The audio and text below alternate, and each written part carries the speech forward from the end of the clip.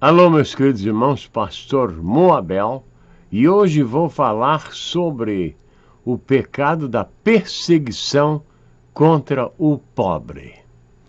Vamos ler na palavra do Senhor, Salmo número 10, versículo 2, que diz: Os ímpios, na sua arrogância, perseguem furiosamente o pobre.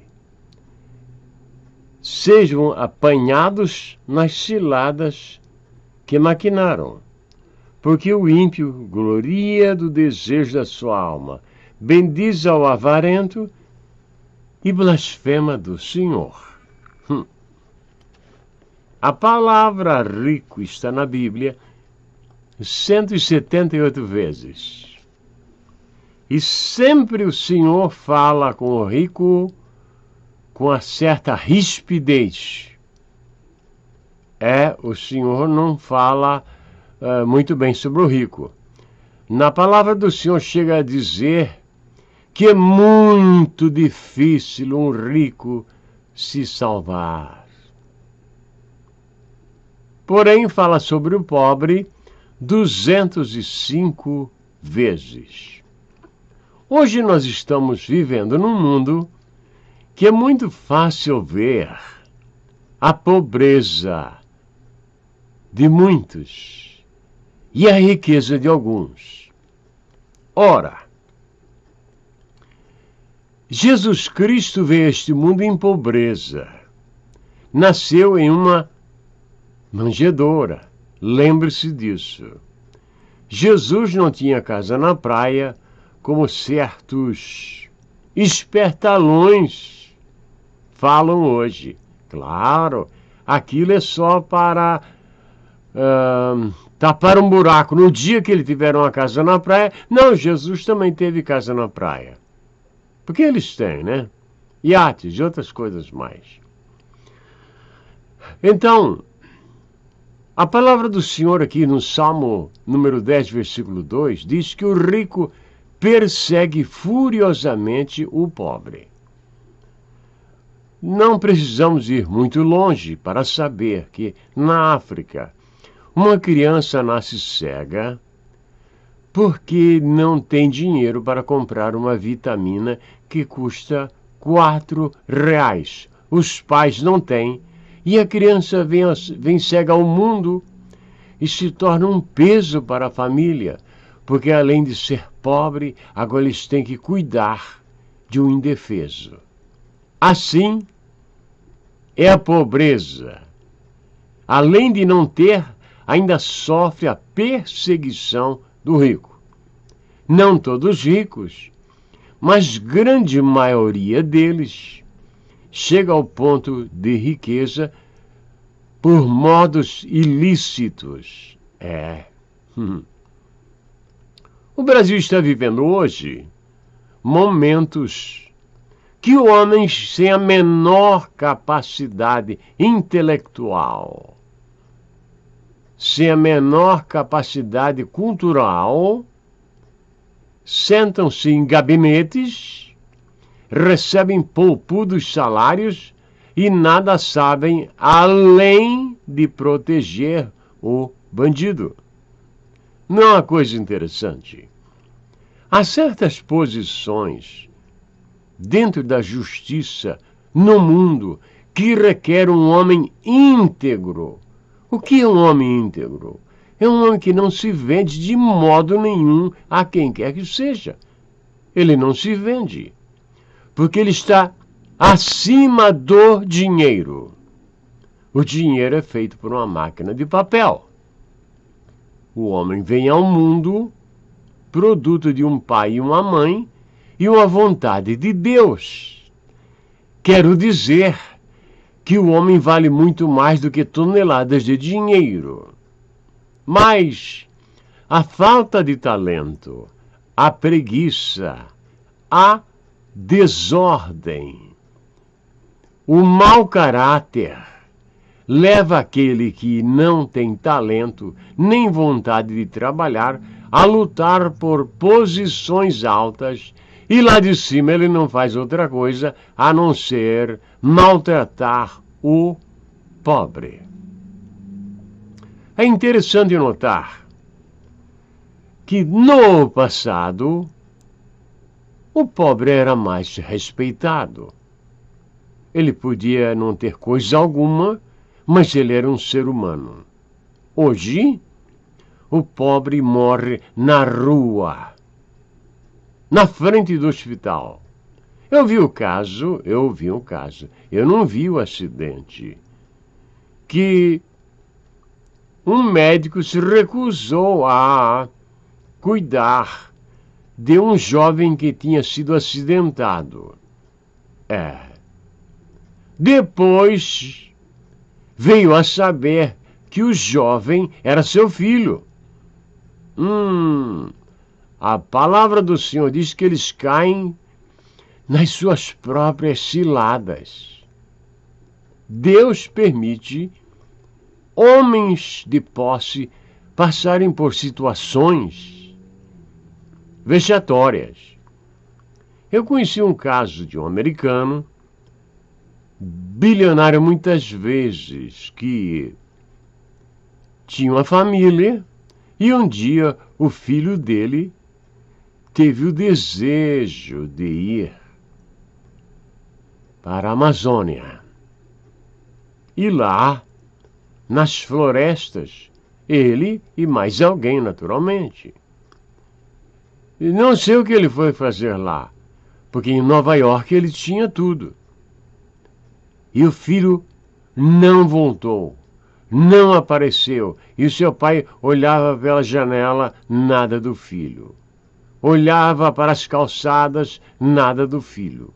Mandou uma equipe de socorro e veio a saber que o seu filho foi comido pelos índios canibais. Vocês entendem a tristeza, a dificuldade que um pai sofre ao ser rico e ser dominado pelo dinheiro?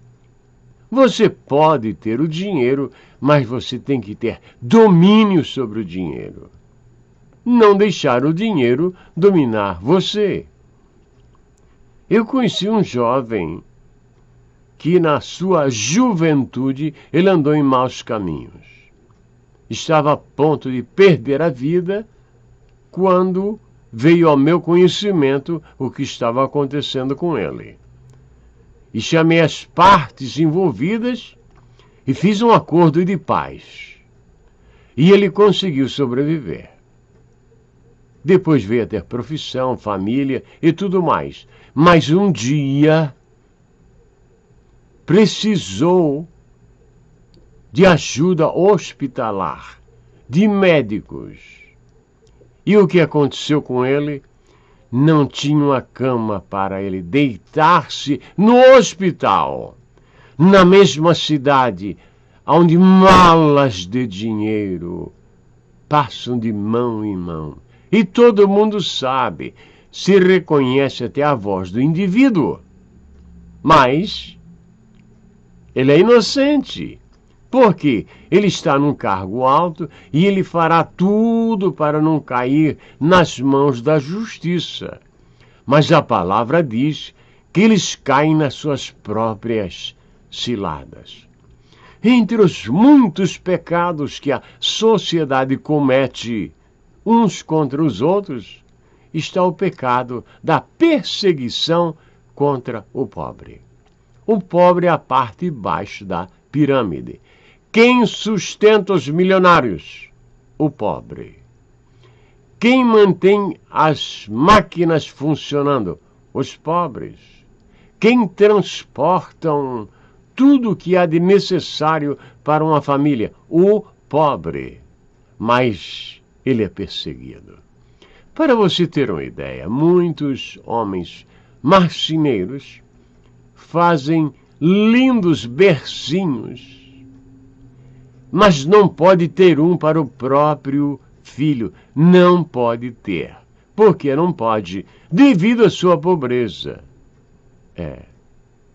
O pobre é perseguido. Criam ciladas para ele.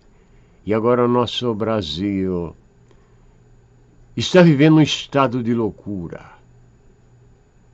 encontra-se dinheiro em tantas quantidades que precisa de caminhão para transportar. Vocês já imaginaram? E por que isto? Eu me pergunto, é o diabo que está sentado no poder? É ele que comanda a nossa nação? É ele que comanda os nossos pastores? Aqueles que ficam tirando fotografias junto lá, que eles parecem tão felizes, vendo o pobre ser oprimido dia após dia, querendo tirar até a ferramenta que o pobre tem para sustentar a sua família. Assim é a perseguição do rico contra o pobre. Claro que alguém tem que ser rico. Alguém que tem que possuir as fábricas.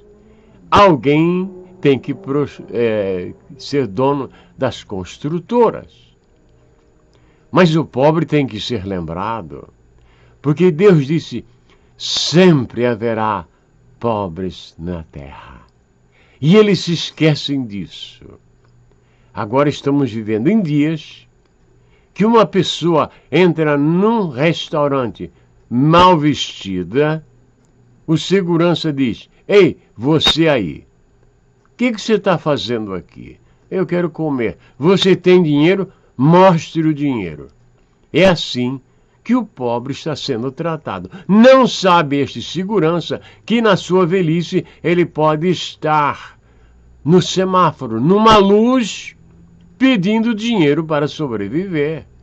Porque todos os idosos que eu encontro e que posso ajudar, sempre ajudo. Mas ele também foi jovem.